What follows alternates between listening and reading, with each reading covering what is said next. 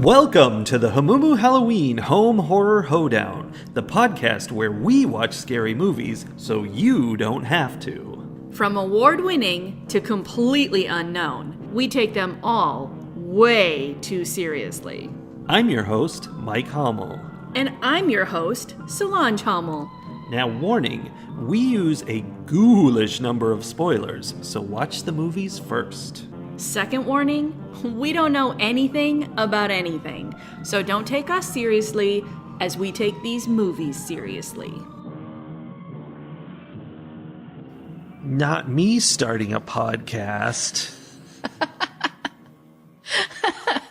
It's funny that you're starting that way because that is like a reference to the fact that we've been watching Love is Blind. It has nothing to do with this movie. We watch scary horror movies. No, I am totally ratting you out to your fans as being someone who watches Love is Blind and Married at First Sight but obsessively. None of those other shows like that, though. Well, I won't tell them about all the other trashy reality shows you like. I don't like or watch The Bachelor or The Bachelorette or, well, anyway. Uh-huh. How is that going to get us to our movie? Not at all. I just wanted to say it because it's such a weird... That is such a weird invention of lingo. I mean, I guess every bit of lingo is weird and it just is what it is, but I don't know. I don't like it. It's a whole subversion of grammar and expected syntax. Yeah, because it doesn't grammatically work. Like, you can't say, not me doing this. There's a lot of implied information in that slang sentence. Like the fact that it is you. Yeah. And I think that is something in keeping with what my understanding of like Gen Z humor is there's a lot of implication that you have to bring to the joke in order to understand it. Yeah. So we watched Polaroid from 2019.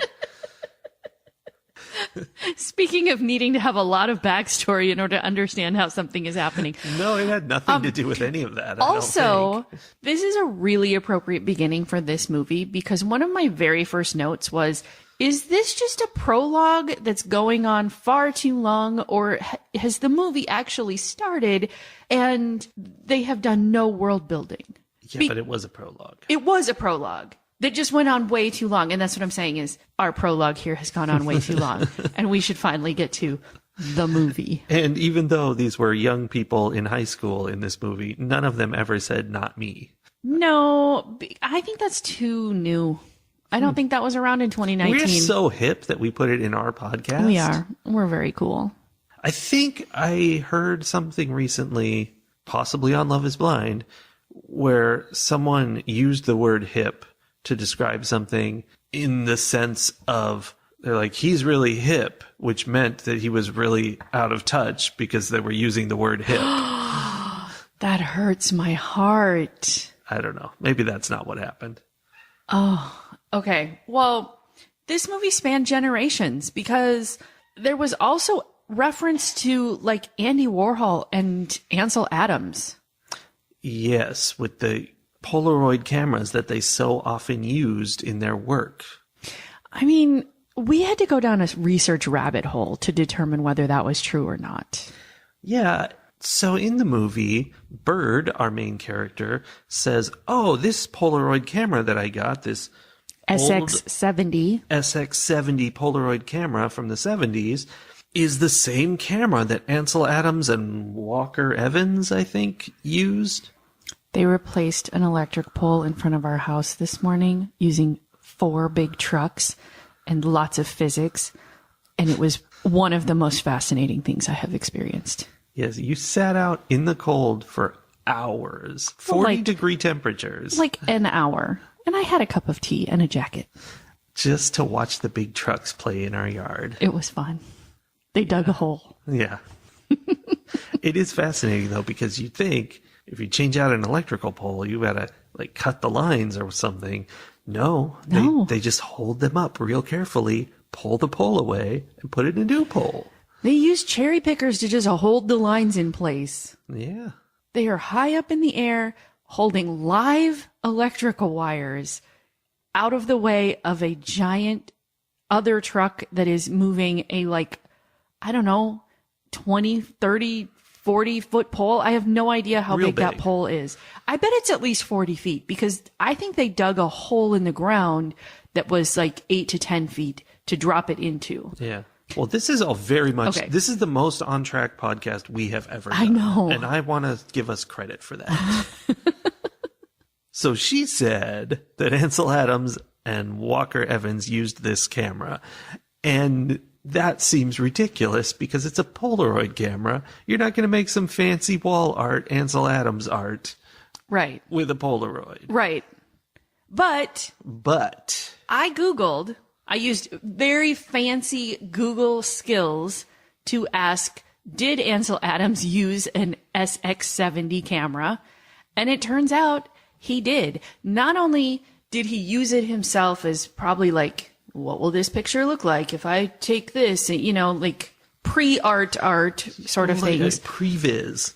Previs, okay. But also, it turns out he worked for Polaroid as a consultant, and he tested all of their cameras for this large period of time. So, I think the SX70, according to something that I read, was like the last of the Polaroid cameras that he tested. And therefore, truth. True. We give this movie a score of true. Do we? This was a good example of a movie where they use a specific like vehicle to move the story along. Like photography is a thing that they are using, especially Polaroid photography. Like the entire movie rests on this concept of using a Polaroid camera. It sure does. It's very focused. And yet, it doesn't feel like the people who wrote this movie did a lot of research into Polaroid camera usage or how they work or who used them or anything about them. Well, I'm not going to say this is in any way unrealistic, but they did have everyone who took a picture with the Polaroid shake the picture, which we all know is not necessary. But then again, we all also don't know that. So we all know that, but we all still do it because Outcast told us to shake it like a Polaroid picture. But maybe what he meant was, don't shake it. Don't shake it. Just stand there on the dance floor. Stop moving. Yeah. It's and like, everyone misunderstood. I think like you could have an ad campaign of, you know, like a public service campaign of shake your baby like a Polaroid picture. No! And it would be simultaneously teaching people to not shake Polaroid pictures and to not shake babies. I don't think that's what it would teach people. Well, it should. Well, I'm just trying to help out. Oh, that's awful.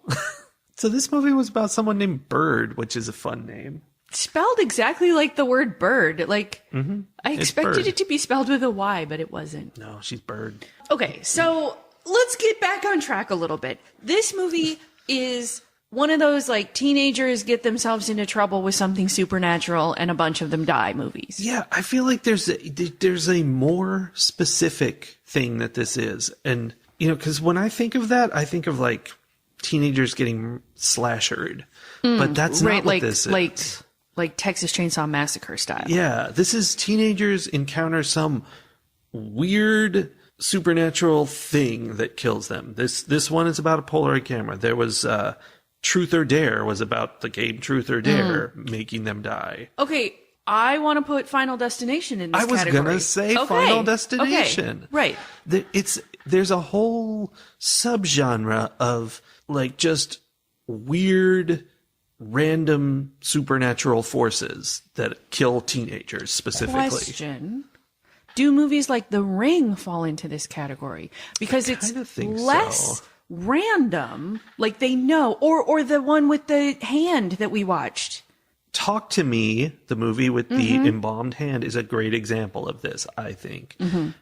I feel like the only difference with The Ring that makes it not appropriate is that it's not a teeny bopper movie. It's, you know, grown-ups and whatnot. Yeah. So, yeah, it's a special niche where teenagers can either be killed by a slasher when they go to camp, or they can be killed by a weird random force at home.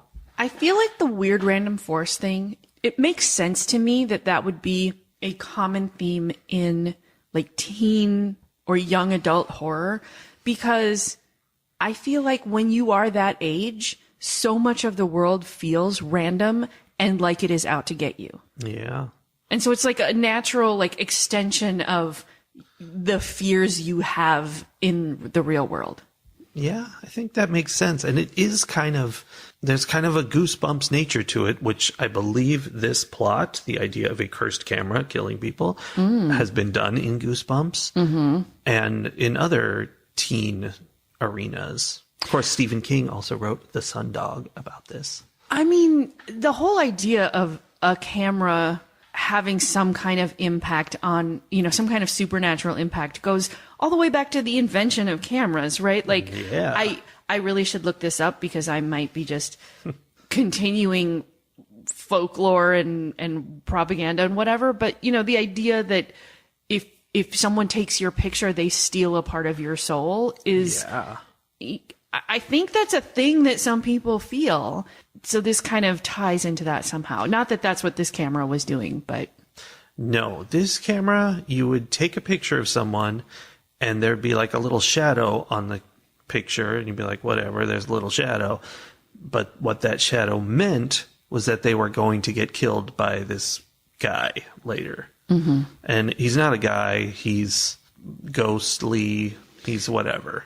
Yeah, I never really, I didn't fully understand what was going on there. Like, okay, I'm going to take that back. Yeah, so tell me if this is what you got from this. There was an art teacher who was abusing his daughter and whose friends tried to save her from him, and in retaliation, he killed all of them, or most of them.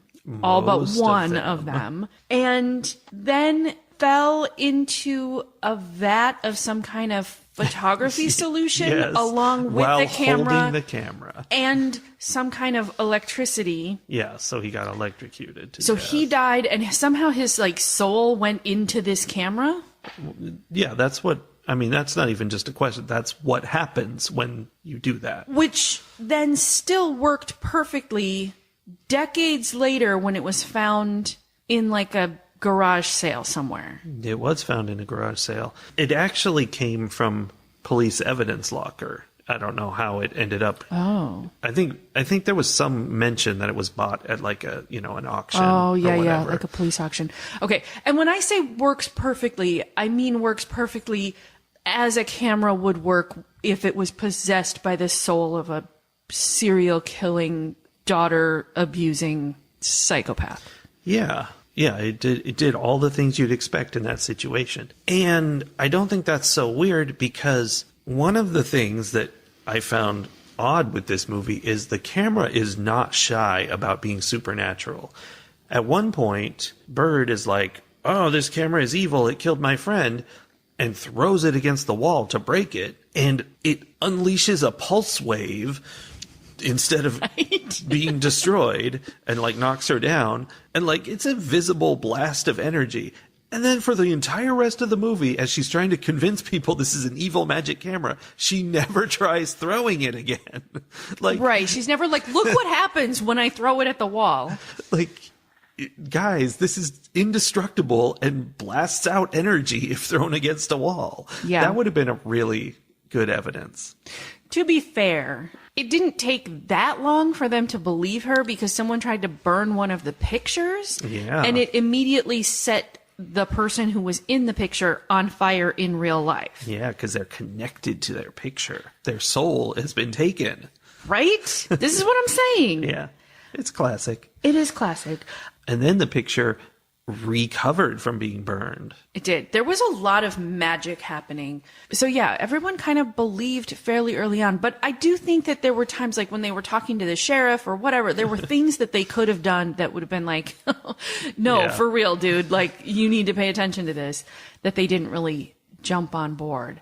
There was a moment though where I was like, so she's trying to convince her friends that the camera is somehow responsible for this other guy's death, the first guy who died. And, I just tried to imagine, walking up to your group of friends with a Polaroid camera and a picture and being like, you guys, we're all going to die because we took this picture with this camera. And the last person I took a picture of with this camera is dead. That's all the info I need. It was a good example of the kind of logic that happens in these teenage horror movies.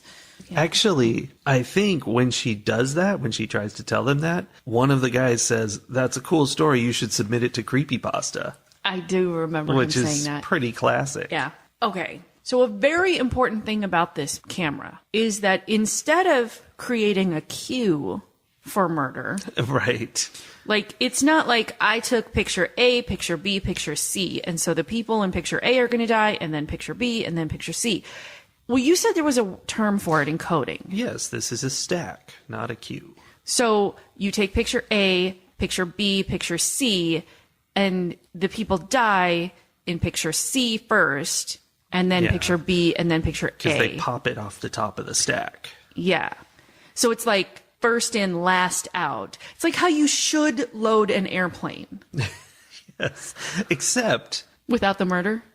No, that's fine. I believe the Mythbusters proved that boarding at random is more effective. There's some specific pattern. No, I think there is a specific pattern that's the best, and it's not as simple as first, as loading to the back or whatever. But I feel like it was something about the windows to the aisles. Yeah, that is a big back part to of front. it. I don't know, Yeah. but yeah, I do remember random was Random as good. way better than what we've got now. Yeah. What we do now is stupid. Planes are stupid. Airports are stupid. I hate it all. Well, and then you compound it with the fact that most people are stupid, and then Right. you're asking I them to forgot do a that. thing like follow instructions or have basic courtesy for their fellow human beings, and it all falls apart immediately. Managed to figure out how to put a bag into a hole. Right? Okay, we got sidetracked again. There's something about this. I don't think this movie wants us to talk about it. Well, I'm going to talk about it anyway. I'm going to say that this is the darkest movie ever made. And by that, you mean it was like really deep and tragic? I don't. I mean visually dark. And I want to delve into that because, like, you'd think, oh, like it's just a dark image. It goes so much deeper because, like, there's a point in this movie where someone's walking around in the dark trying to, find whatever's going on, and they turn on a light and it does nothing. It makes like this little glow in the corner of the screen. Like, it has zero impact on how much you can see. And I'm like, that is literally not how lights work. Lights make light. Like, they brighten up the whole area. And it's just crazy how dark things are in this movie. It doesn't make any sense. The level of effort that they had to put into making the lights in the scenes not light things up was intense. Yeah, they'd even have like a light visible in the scene and just like no lights coming from it. It's just sort of a mildly glowing object of its own. I just don't. I can't. So, yeah, a couple of times my notes were just too dark, can't see, which I think contributes to the fact that I didn't really understand the rules around this monster, right? Because it's the camera, but he shows up in the pictures, and then somehow he shows up like he showed up on the screen, like the picture was being projected onto like a sheet, and then the shadow was there, and then suddenly he was in the world. And I couldn't understand the rules around like how contained in the camera or in the picture he was versus like suddenly he's like a being in the actual physical world harming them physically. Yeah, when he actually goes to kill someone, he's just like a dude that kills you, but also kind of not. He kind of just appears. I don't know. I feel like they didn't put a lot of thought into that. They're just like, oh, yeah, you're going to get killed now. Well, and I think they used the darkness as a way of like, they won't be able to see it anyway. Like, it's just the hint of like scariness. Okay. This was a movie for young people. because they had a lot of scenes that were near pitch black where I couldn't see what was going on, and it was evident that you were supposed to see what was going on. It's not like one of those things where, we're going to, obscure everything like the Outwaters. Mm-hmm. They were like, person's walking down the hall and they saw something over there. And I have no idea what it is because it was pitch black. And like, you're supposed to see it, but you can't.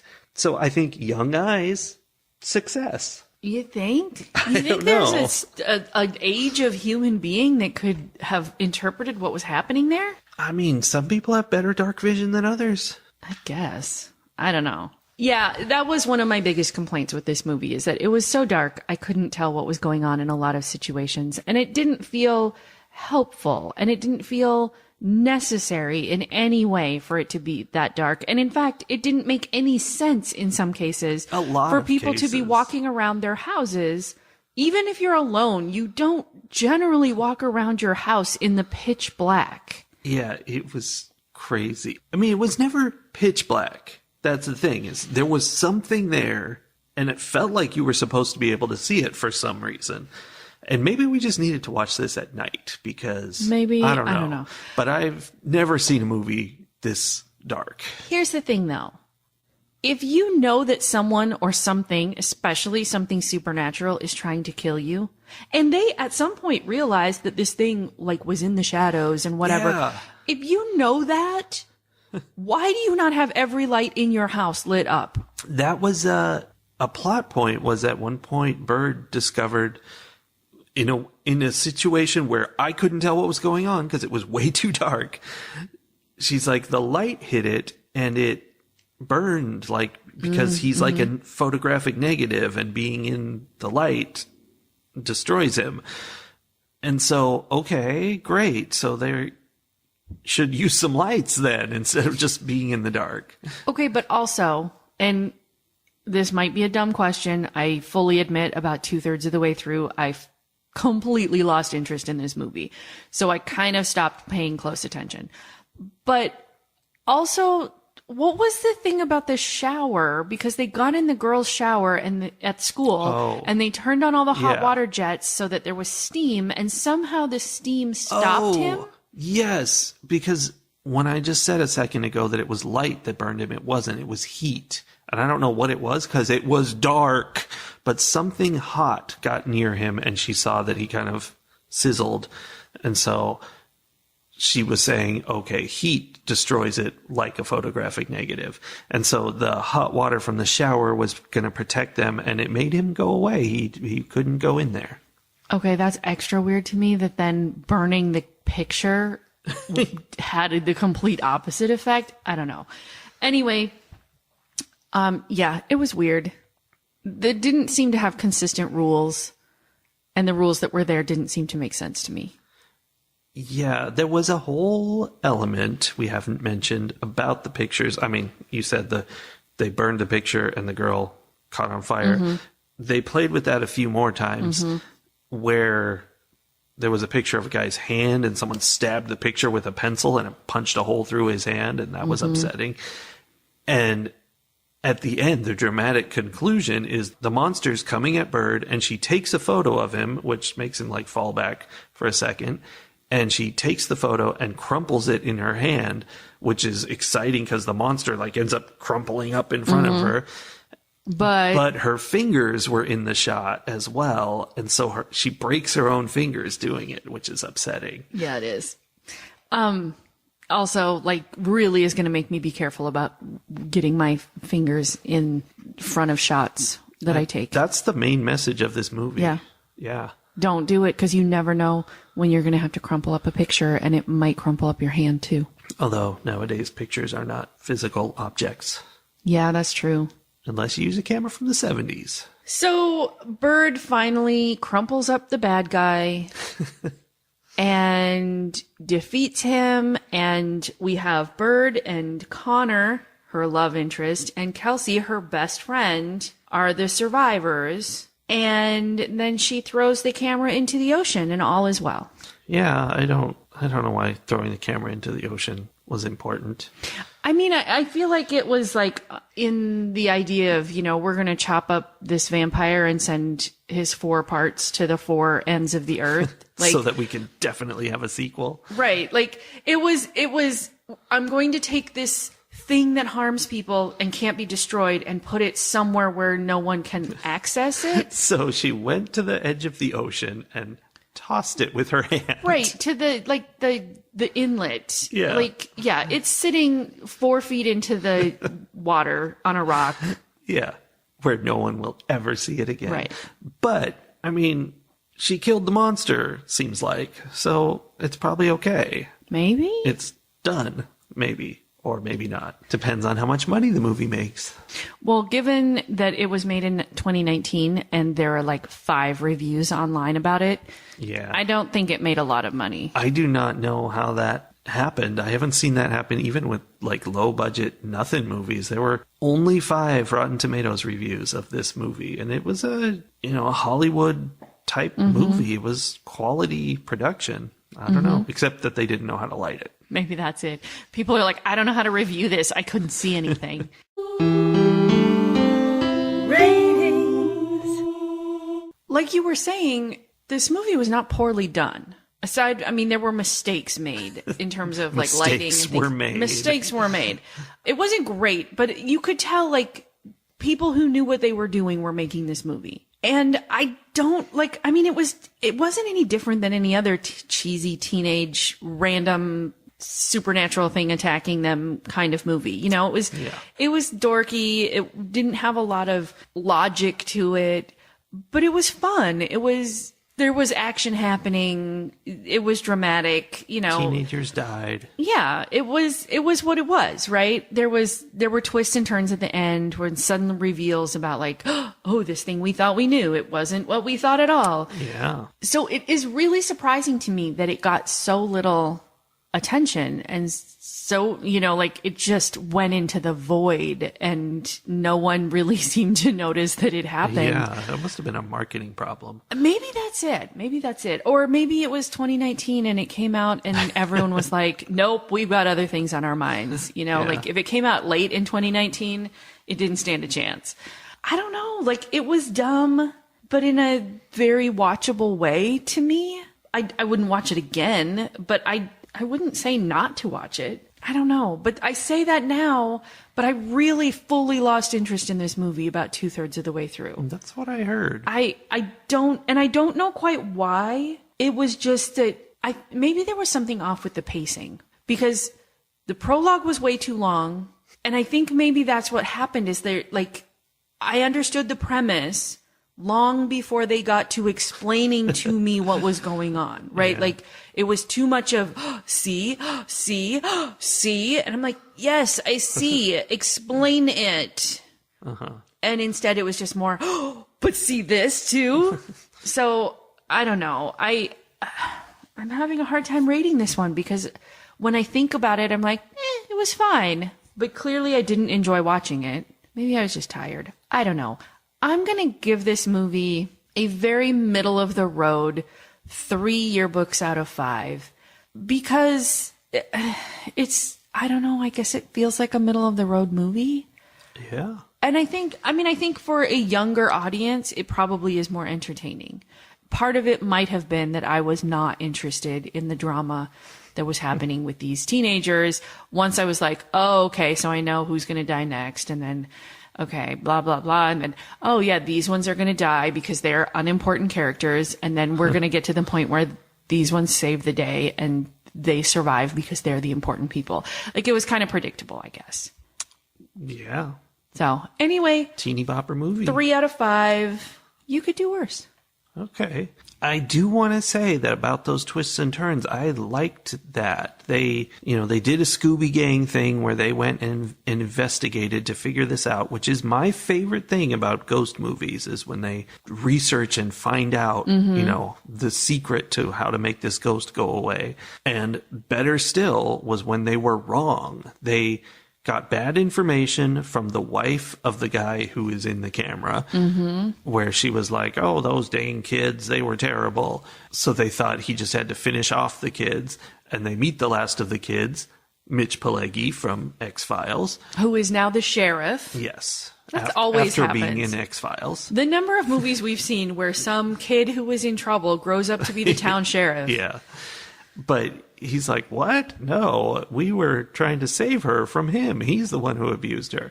And it was like, whoa, okay, that makes sense because that woman seemed pretty evil. Mm-hmm. So yeah, it was a good twist. And, then there was a wacky monster fight at the end, which was fun. Sort of. It was a little weird the way he crumpled up. And I mean, it's a fun idea. It was very creepy pasta. It was pretty creepy pasta. So I enjoyed it on that level. I really didn't enjoy not being able to tell what was going on visually. And I feel like you did. I didn't lose interest. It was interesting to me because it was, teenagers getting killed by a supernatural force. But it was very middle of the road. It was just your basic movie. And I'm also giving it 3 yearbooks out of 5. Just your classic teen romp. Okay. So maybe next week we can find a horror movie that's well lit. Do you think that's a thing? I mean, kind of goes against the idea of horror. It does kind of go against. But there's an art to There making is. things feel dark without them actually being so dark that you can't tell what's happening. My favorite moment in this movie was Bird is running through the dark to get away from this monster. It's super dark. You can't tell what's going on. She's running along and she hits her head on an overhead light that is lit. It's on. But not exuding any actual light. And she gets not knocked out, but knocked over by running into a light. This movie is saying, stay away from lights. Lights are bad. Lights are bad. Danger. So that's it, everybody. Remember, never use Polaroid cameras. Don't turn on any lights. Never turn on any lights. Just stay in the dark. And we will see you next. That could be like our horror movie tagline. Stay in the dark, everybody. See you next week. As we shed some light on another film. Have you just found the way we're going to close out all of our episodes? 200 episodes into this podcast? Don't worry. We won't even remember what we said. No, we won't. No. We'll just see you next week. Bye. Bye.